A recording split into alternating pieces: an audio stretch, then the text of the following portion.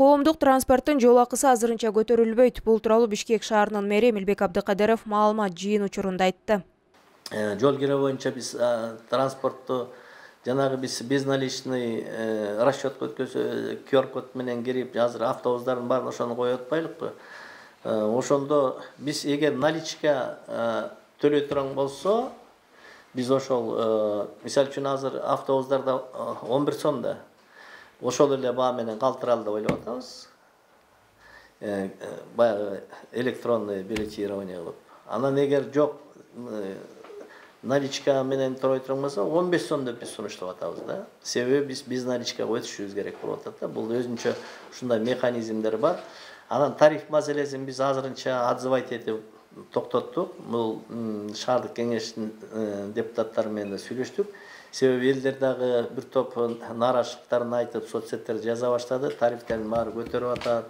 Биздин элдер көтөрө албай калат бул тарифти деп. Ошон үчүн биз поэтапта көтөрөлү дедик. Жыйында таштанды кайра иштетүүчү ишкананы чехиялык компания кура тургандыгы белгилүү болду. Биз мусороперерабатчы заводду кура турган болдук. Мен ошону күтүп аткам. Ошону сиздерге ачык бүгүн айтып коеюн. Бул мунун чешский компания Регрин деген компания менен кура турган болдук. Биз дорожный картаны бүгүн эртең кол коюшабыз. Алдына да сиздер журналисттер ал жөнүндө билесиздер. Качан башталып, качан бүтөрүн толук ачык айкын сиздерге айтып беребиз. Бул заводдун сметной стоимости $45 миллион. Биздин банкка акчаларын салышат инвесторлор. Негизи бир единый оператор болот. Ошол оператор жана свалочный полигонду, мусорный заводду, тазалыкты, вывоздун баардыгын бир комплексный оператор ушу чехтер менен биздин тазалык фирмасы чогуу иштешет. Мындан тышкары Абдыкадыров ыш маселесин чечүү боюнча аткарылып жаткан иштерге да токтолду. Смог маселесин айтайын. Смог маселеси өтө курч болду быйыл. Ошол смог маселесинде биз 23 кабинет министрликке сунуш киргиздик. Эң негизгилерин айтайын. Бизде 47 котельныйыбыз бар. Ошол көмүр менен үйлөр атапылып өтөт. 22си көмүр менен иштейт. Биздин иш планга карап, баягы бөлүнгөн финансово байланыштуу да бул деген, аны газга которуш. Жылына 3-төн 4төн котельныйды биз газга которобуз деген программа бар экен.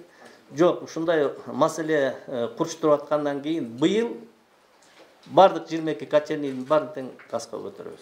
Биз аны 3-4 жылга созбошубуз керек. Себеби экология, смог маселеси биздин сиздер менен ден соолугубуз, биздин балдардын ден соолугу, биздин эртең келечегибиз.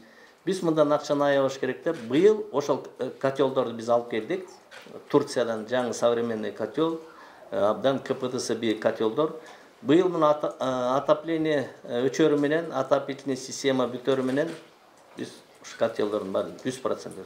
Белгилей кетсек, бүгүн 1 мартта Бишкек шаарынын мэри Эмилбек Абдыкадыров 1 жылдык ишинин жыйынтыгы менен тааныштырып, алдыдагы пландары тууралуу маалымат берүү менен журналисттердин суроолоруна жооп берди. Депутат Тазабек Икрамов Борбор калаадагы тыгындарды жөнгө салуу үчүн жетекчилердин кортеждерин чектөөнү сунуштады. Бул тууралуу ал бүгүн жогорку кеңештин жыйынында билдирди. Анын айтымында Бишкекте кортеждер өткөн учурда жол тосулганына байланыштуу чоң тыгындар жаралууда. Эң негизги маселе бүгүнкү күнү биздеги пробка. Жумуштан кийин жумушка келип аткандагы. Ушу маселени бир жөн жайына койсок жакшы болот эле. Мына кортеждерди элдер жумушка келелекке чейин келсек, же болбосо элдер жумуштан 6-дан чыгып кеткенден кийин бир 8-ден кийин биздин үстүдөгү адамдарыбыз жолду гаишниктер менен тозбой ушу маселени бир чечип бербейли бир оң жагына. Эми көпчүлүк эл машина жылбай калып атат. Ушу кортеж маселесин да бир жакшы бир жолго коюп бериңиздер, эртарак анан кечинде мындай кыла тургандай кылыпчы. А то мындай жумуштан кийин жүрүш проспект Мирада болбой калды. Бардык жолдор жабык. Рахмат.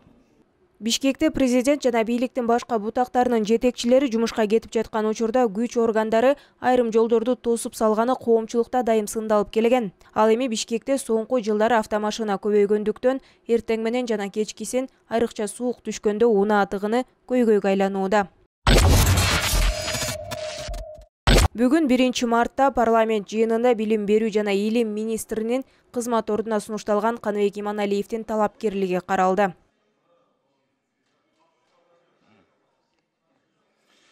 Макул 77, каршы жок, бары 77, катталды 87. Каныбек Капашевичтин талапкерлиги жактырылды.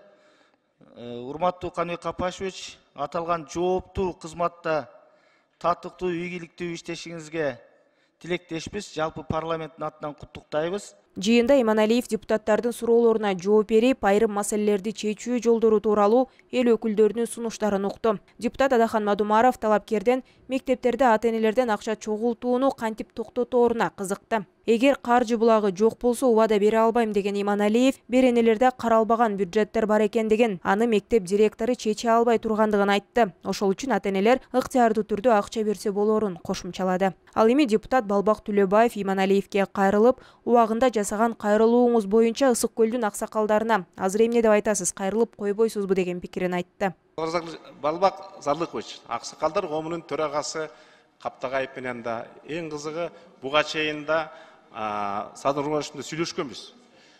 Ал экөөбүз 10 жыл чогуу иштешкенбиз депутат. Анан президент Жапаров менен Ысык көлдүн аксакалдарыбызда мен бир да проблемам жок. Ортодо чыга калып эле президентке айрыкча кошомат кылам, көрүнөм дегендер бар. Ал Кыргызстанда болгон, мындайын да боло берет. Мага ишенип чоң тармакты бергендиги, демек президенттин андай ичинде кек сактап, таарынып, андай маселеден бийигирээк, мамлекеттин кызыкчылыгын бийик койгондун күбөсү ошого жообу. Эң сонун жоопту мен эмес Садыр Жапаров берди.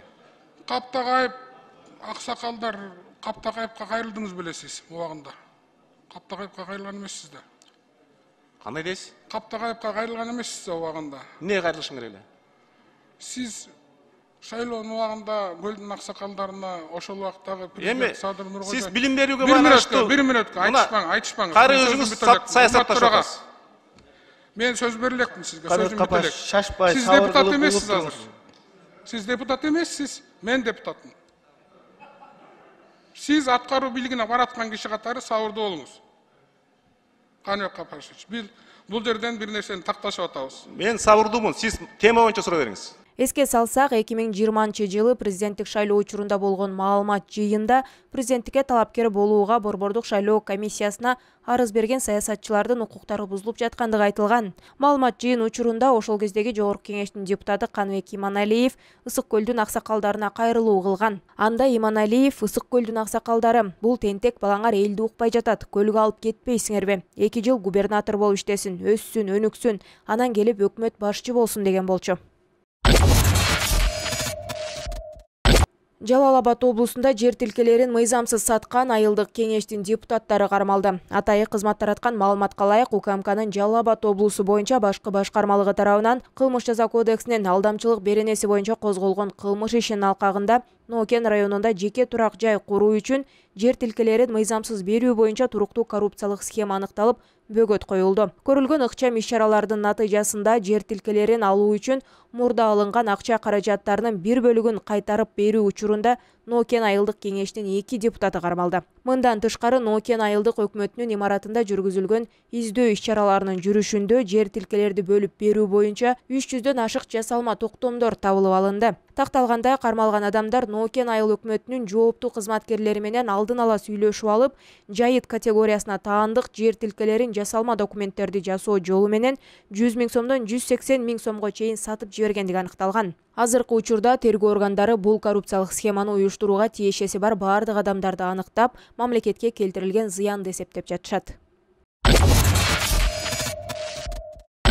Кадамжайда зордукталып өлтүрүлгөн кыздын өлүмү боюнча шектүүлөргө өкүм чыкты. Бул тууралуу Баткен облустук сотунан билдиришти. Маалыматка ылайык, сот шектүүлөрдүн бирин 10 жылга кести. Дагы бир шектүү күнөөлүү деп табылып, өмүр бою эркинен ажыратылды. Эске салсак, 2022 жылдын 4-сентябрында саат 15:25 чамасында Кадамжай районундагы сел өтүүчү туннелдин ичинен мыкаачылык менен киши колдуу болуп өлтүрүлгөн Хальмион айыл аймагынын тургуну 14 жаштагы кыздын сөөгү табылган. Аталган факты боюнча Кылмыш жаза кодексинин адам өлтүрүү беренеси менен кылмыш иши козголгон. Шектүү катары Кадамжай районунун Хальмион айыл аймагынын тургундары 25, 27 жана 24 жаштагы жарандар кармалып, убактылуу кармоочу жайга киргизилген. Андан көп өтпөй 4-чү шектүү кармалган. 4-декабрга караган түнү Оштун тергөө абагында олтургандардын экөөнүн сөөгү табылган. Жаза аткаруу кызматы алар өз жанын өзү кыйгандыгын маалымдаган. Окуя боюнча президент Садыр Жапаров соц тармактагы баракчасына билдирүү жазып, окуяны көзөмөлүнө алгандыгын билдирген.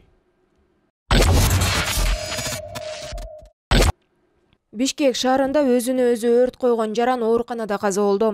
Бул тууралуу маалыматты Саламаттыкты сактоо министрлигинен тастыкташты. 28 февралда Бишкекте жаран өзүн өрттөөгө аракет кылган. Кырсык Киев менен Шопоков көчөлөрүнүн кесилишинде Кыргыз-Орус славян университетинин алдында болгон. Свердлов райондук милициясына өзүнө өрт койгон жаран тууралуу маалымат 15:50 келип түшкөн. Жерине тергөө ыкчам тобу барып, алдын ала аныкталгандай белгисиз жаран өзүн өрттөгөн. Окуя болгон жерге тез жардам кызматы чакырылып, жабыркаган жаран ооруканага жеткирилген. Аталган факт каттоого алынып, милиция тарабынан текшерүү иштери жүргүзүлүүдө.